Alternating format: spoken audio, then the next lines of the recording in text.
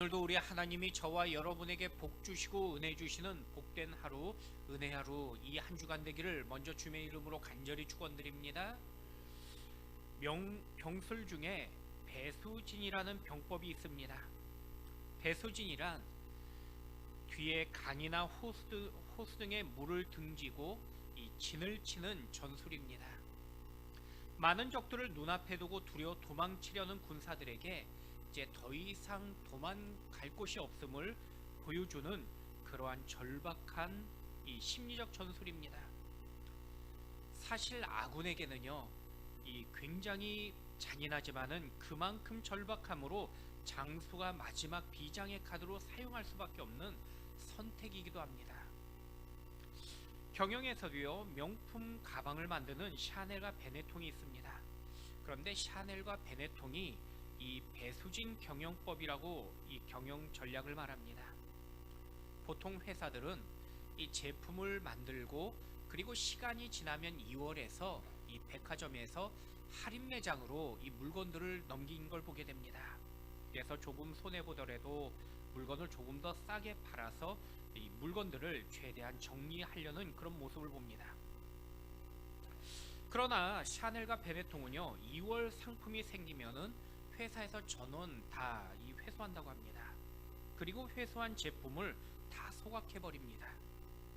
사람들이 볼 때 제조 원가도 남기지 못하는 위험한 방법의 그런 그 경영술이라고 비난하지만은 이 배수진 경영법으로 인해서 오히려 샤넬과 베네통의 이 신제품 가격이 떨어지지 않는다고 말합니다. 결국 하루라도 빨리 사는 것이 더 큰 이득이라고 여기게 만들었다는 것입니다. 이것을 배수진 경영법이라고 그렇게 말합니다. 분명 위험한 선택이지만은 그 위험을 오히려 기회로 만든 것입니다. 살다 보면 어려움이 누구나에게 찾아오는 걸 보게 됩니다. 하지만 너무 큰 어려움으로 마지막 배수진을 선택해야 될 때도 있습니다. 그것은 사업의 정리가 될 수도 있고요.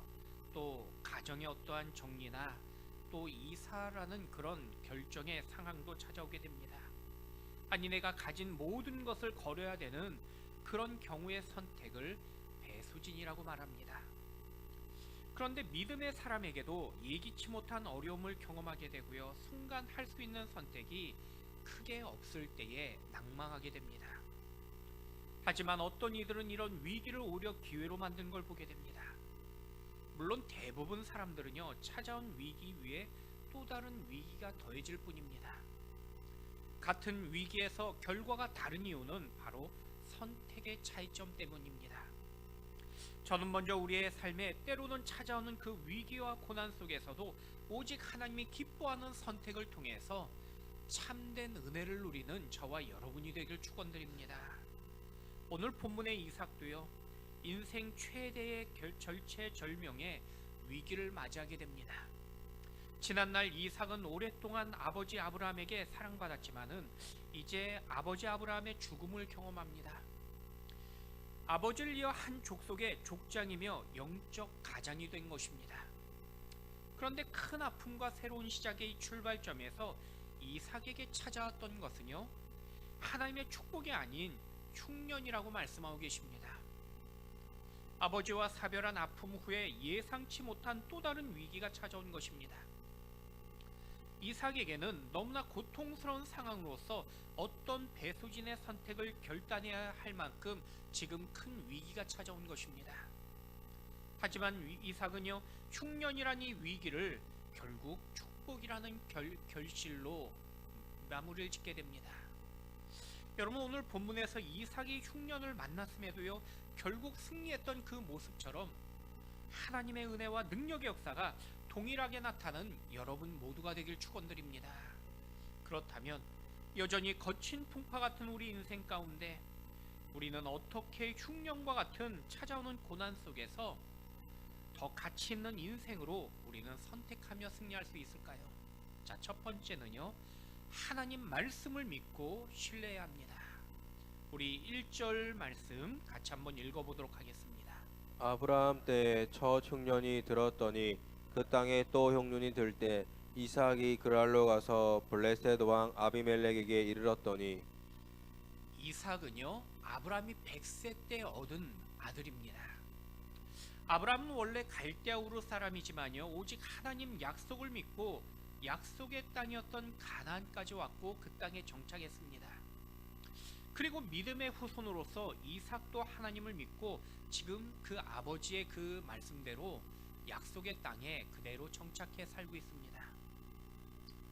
창세기 25장 11절 말씀해 보니까 이삭은요, 아버지 아브라함이 죽었을 때에 이 아버지 무덤이 있는 부엘라에로 근처에 장막을 치고 거주했다라고 성경은 말씀하고 계십니다.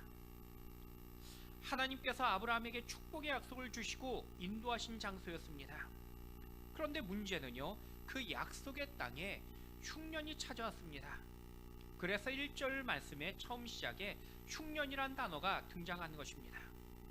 그런데 1절의 창세기 기자인 모세는요, 우리에게 더 많은 의미를 또 다른 단어를 추가하고 있는데 바로 또라는 단어가 추가되고 있는 것입니다. 여기서 또란 단어는요, 이삭에게 찾아왔던 이 흉년이 처음이 아니라는 사실을 말씀하는 것입니다. 유사했던 흉년에 사건이 이미 있었다는 뜻입니다. 그 첫 흉년은요, 바로 창세기 12장 10절에서 아브라함 때 있었던 사건을 말씀하고 계십니다. 그리고 그 흉년이 지금 이삭의 때에 다시 찾아온 것입니다. 그런데 그 흉년의 강도가 얼마나 컸는지를 유추하기 위해서 시간적인 간격을 추적해 보면요, 그 흉년은요, 그저 수시로 매년 찾아오는 기근 정도의 흉년이 아니었습니다. 창세기 12장에서 아브라함 나이가 75세였습니다. 그리고 창세기 25장에 보니까 아브라함이 175세에 죽었다라고 성경은 말씀하고 계십니다. 간단하게 계산해 보면요, 아브라함이 경험했던 그 첫 흉년은 75세 때의 사건이고요. 그리고 지금 이삭이 경험한 이 흉년은 무려 아브라함이 죽은 그 100년 이후의 사건이라는 것입니다. 다시 말씀드리면 본문에서는 지금 100년에 한 번 있을까 말까 하는 큰 재앙이 이삭에게 찾아왔음을 말씀하고 있는 것입니다. 그런데 평생 한 번 경험할까 말까 하는 이 큰 재앙이 하필이면요, 하나님의 자녀에게, 그것도 하나님 약속의 땅에 찾아왔다고 말씀하고 있는 것입니다. 여러분, 이해하기 어려운 사실은요, 흉년이 믿음 없는 사람에게만 찾아오는 것이 아니라 믿음의 자녀, 또 믿음 생활 잘하는 하나님의 백성들에게도 찾아오는 경우가 있다라고 말씀한 것입니다. 여러분, 이런 흉년이 찾아오면요, 믿음의 자녀인 우리는요, 혼돈에 빠지고 그리고 혼란에 빠지게 됩니다. 어떻게 하나님 약속의 땅에 축복이 아니라 저주가 찾아올 수 있을지 우리는 고민하게 됩니다. 이런 고난이 찾아오면요, 순간 하나님을 우리 마음에 신뢰하지 못하는 그런 마음을 갖기도 합니다. 그리고 하나님 약속을 믿지 못하고 이제는 내 생각과 내 뜻대로 판단하기 시작합니다. 하지만 하나님은요, 우리의 찾아온 이 시련과 고난 속에서도 여전히 하나님의 약속을 믿고 우리가 하나님을 신뢰하라고 말씀하고 계십니다. 내가 당장 이해하기 어렵지만은 주님은 분명 더 큰 주님의 뜻이 있다고 말씀하고 있기 때문입니다. 오직 이해할 수 없는 그 상황과 현실 속에서도 주님은 여전히 주님의 뜻을 믿고 우리가 주님의 그 약속을 붙잡으라고 말씀하십니다. 여러분, 지금 혹시 여러분의 삶 가운데 시련과 고난이 생각지 못한 그런 찾아옴이 왔을지라도 오직 하나님의 그 약속만을 붙잡고 여전히 하나님만을 신뢰하시는 저와 여러분이 될 수 있길 축원드립니다. 제가 총신대학교 재학 시절에 전라도의 한 작은 섬으로 방학 때 낙도 선교를 간 적이 있습니다. 당시 이 섬마을에 50여 명의 당시에 그 나이가 많으신 어르신들만 살고 계신 그런 마을이었습니다. 그런데 그 마을의 절반 정도인 약 20여 분의 그 마을 분들이 교회에 출석하고 계셨습니다. 그리고 절반인 이 20여 분은 여전히 교회를 나오지 않는 것입니다. 그래서 당시 교회 전도사님과 함께 섬의 한 어르신을 이 교회에 잘 나오셨다 안 나오시는데 우리 전도팀이 같이 가서 이분에게 좀 복음을 전하고 전도해 주셨으면 하는 말씀을 듣고 이 할머니 가정에 찾아뵙게 되었습니다. 그리고 찾아가서 말씀을 전하고 그리고 이 할머니에게 복음을 전했습니다. 그리고 왜 교회를 다니시다가 다니지 않으시는지를 여쭤보니까 이분 하신 말씀이 자기는 더 이상 예수님을 믿지 않는다라고 이야기하는 것입니다. 그러면서 하신 말씀이 예전에 교회를 열심히 다닐 때에 그때는 하나님이 자기를 지켜주시고 복도 주실 거라고 그렇게 늘 믿음으로 가졌다는 것입니다.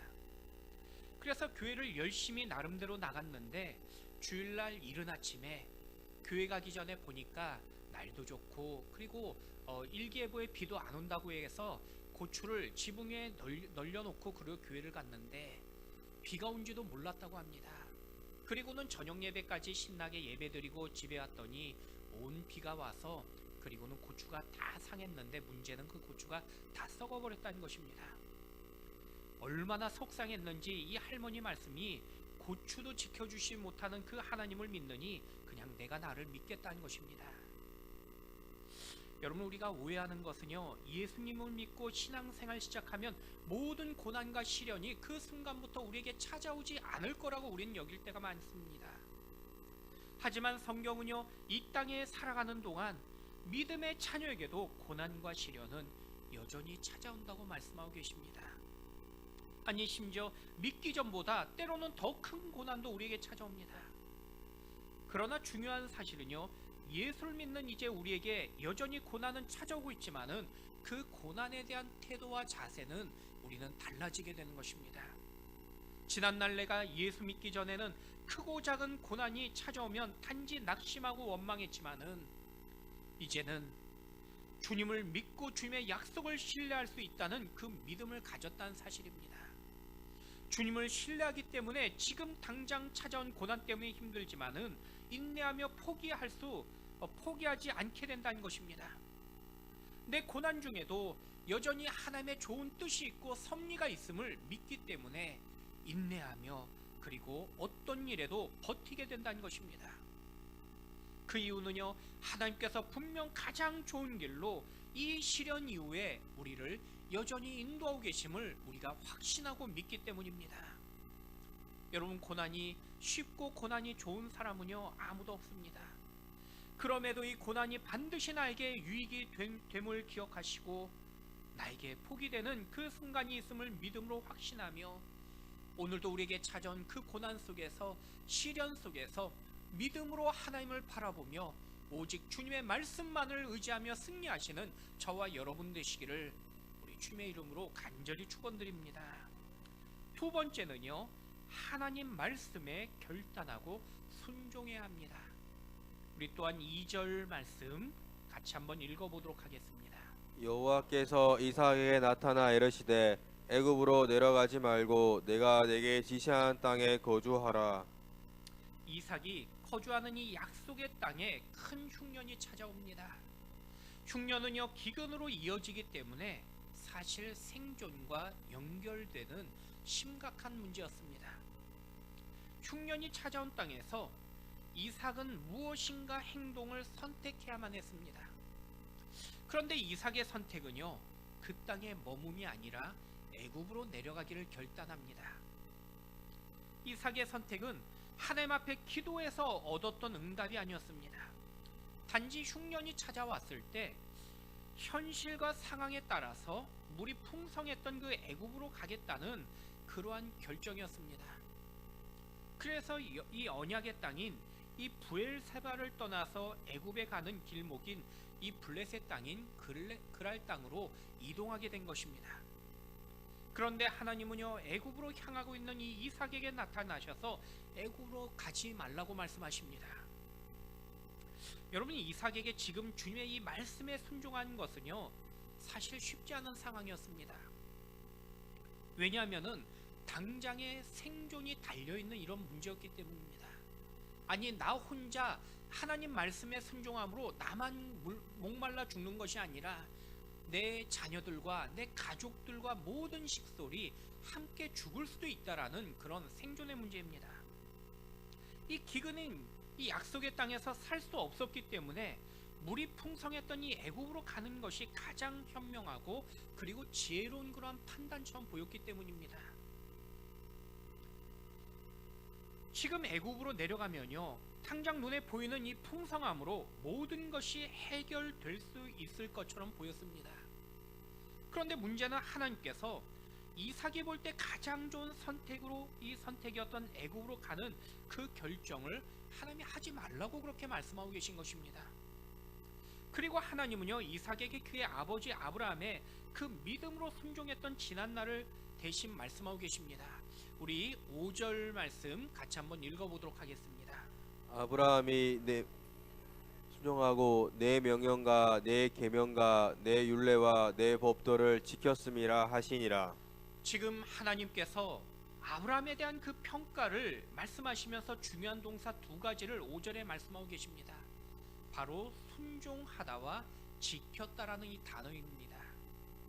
여러분, 하나님은요, 아브라함이 믿음으로 순종했다고 말씀하고 계십니다. 분명 아브라함은요, 믿음의 사람으로서 하나님 앞에 인정받았던 인생이었습니다. 또한 하나님의 말씀을 그는 철저하게 지켰던 사람이었습니다. 하나님은 지금 아브라함이 순종했던 것처럼 이삭에게도 하나님 말씀에 순종하라고 명령한 말씀입니다. 순종하면은 너의 아버지 아브라함에게 주셨던 그 축복을 너에게도 주시겠다고 약속하며 말씀하신 것입니다. 물론 이삭이 지금 현실을 보았을 때 순종하는 그 선택은요, 결코 쉽지 않은 일이었습니다. 가장 필요한 물을 구할 수 없는 상황이었기 때문입니다.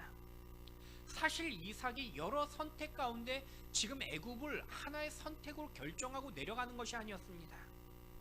당시에 가나안 땅에 가뭄이 찾아오면요, 사람들은 누구나 물이 풍부했던 이 애굽의 근처로 가는 것이 당시의 유행이고 그리고 피난처의 그 선택이었습니다.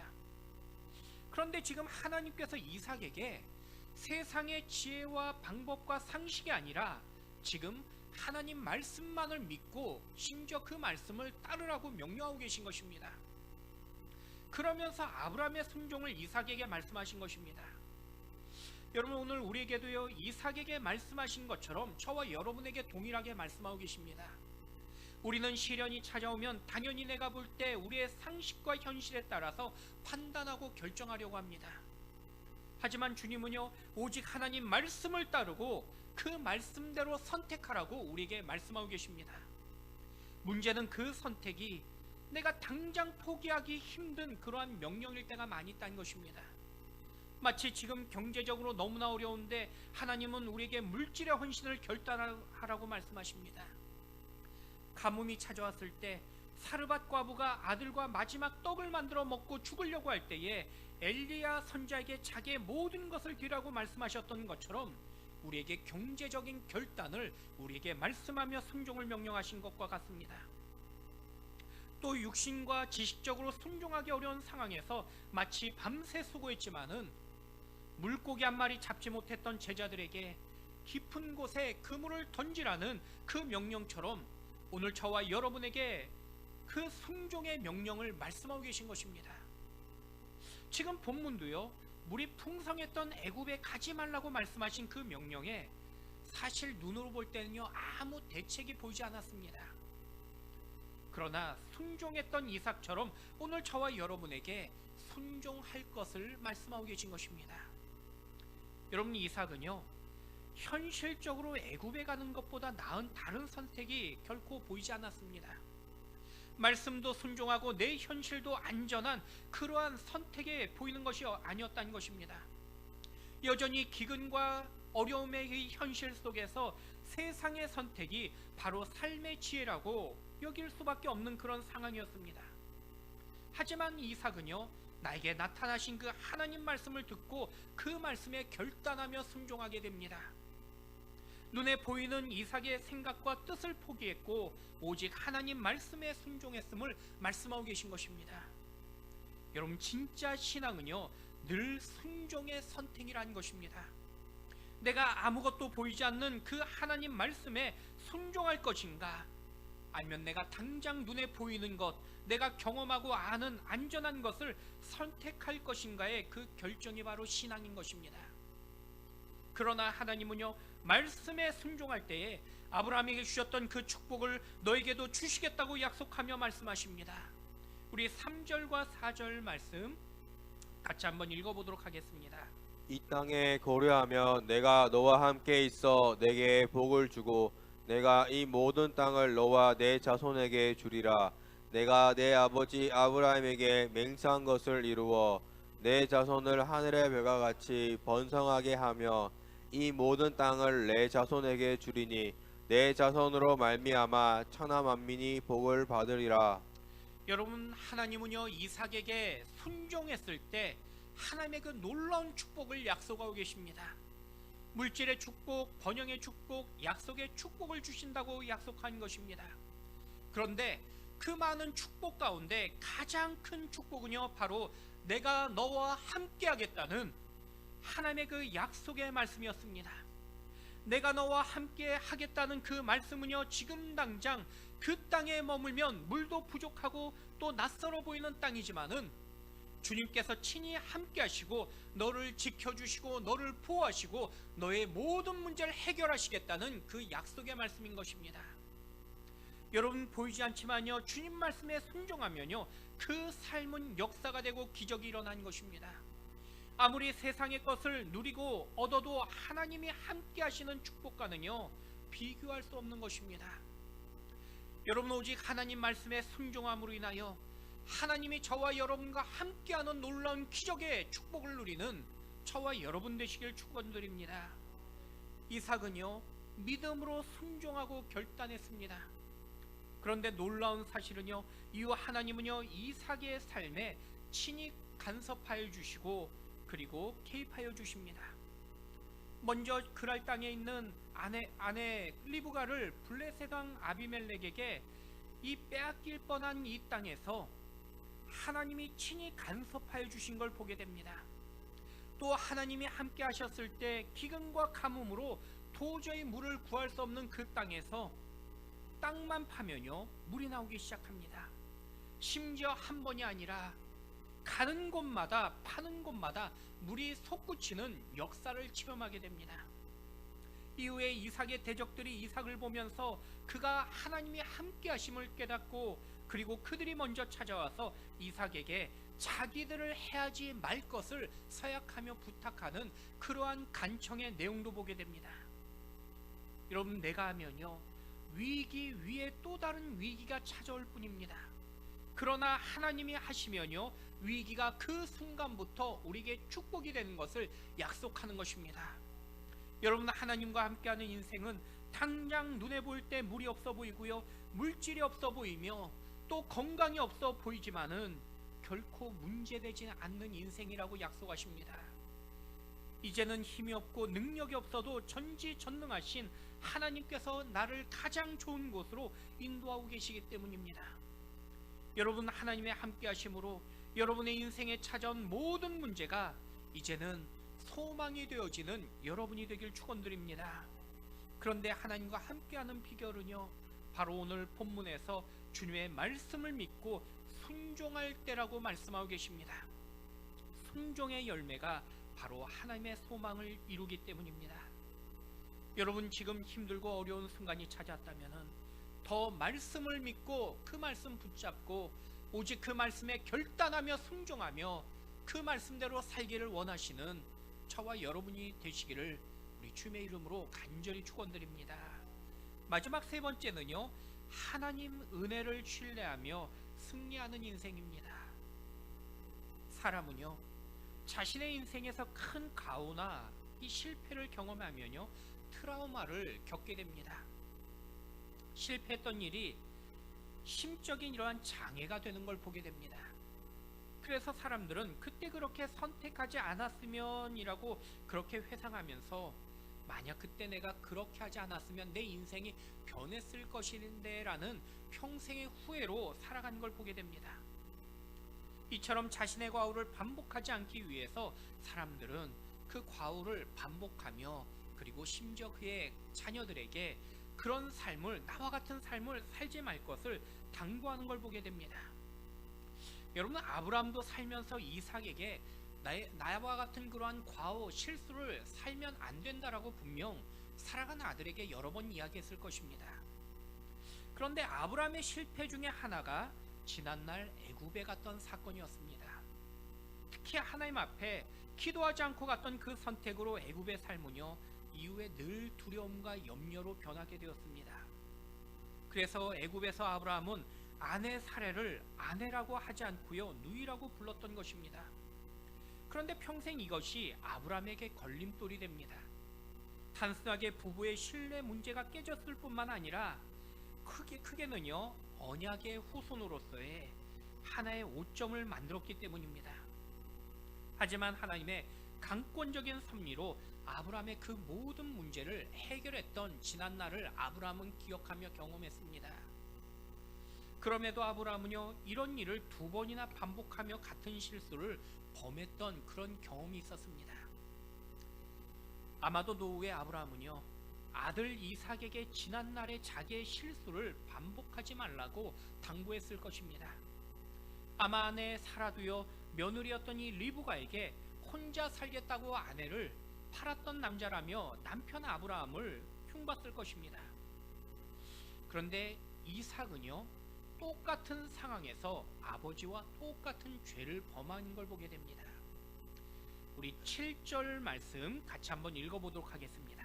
그곳 사람들이 그의 아내에 대해 물음에 그가 말하기를 그는 내 누이라 하였으니 리브가는 보기에 아리따움으로 그곳 백성이 리브가로 말미암아 자기를 죽일까 하여 그는 내 아내라 하기를 두려워함이었더라.